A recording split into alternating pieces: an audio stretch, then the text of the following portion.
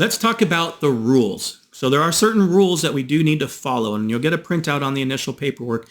But the rules are pretty simple in that before you come in, we need to make sure that your nervous system is working well. So what I mean by that is I don't want you being on any nervous system suppressing drugs like Benadryl. That's probably the most common one. But any pain meds, Tylenol, Advil, because they're suppressing your nervous system. So it's not going to work very well because you're already, kind of lowering it and making it not as beneficial for testing and for treatment. So rule number one is not to be on any medications during the treatment and for 3 hours afterwards. You can take them, before, a few hours, for medicines, quite a few hours before, but afterwards, 4 hours afterwards or so is fine. That's rule number one. Rule number two is try not to eat anything about 15 to even 30 minutes before you come in. 15 is usually sufficient, but I shoot for 30 just to be safe, especially if you're not eating very clean. If you're eating healthy, 15 is probably fine. But ultimately, don't eat anything before you come in too soon, right away. And then the treatment will happen.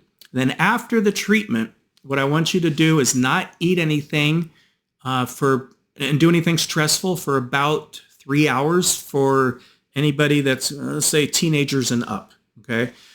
Teenagers and up, no eating for 3 hours, just water. It's all you can have, plenty of water, purified, filtered water. And then take it easy. No chiropractic adjustments, no massages, no hard workouts. I wouldn't even work out, actually, to be honest with you, for the 3 hours. Just kind of take it easy. Let your nervous system relax. Don't do anything extra stressful if you can help it. Life happens, but try to do your best with that. But ultimately, just try to let your nervous system retain what we just did. Okay, just kind of let it relax.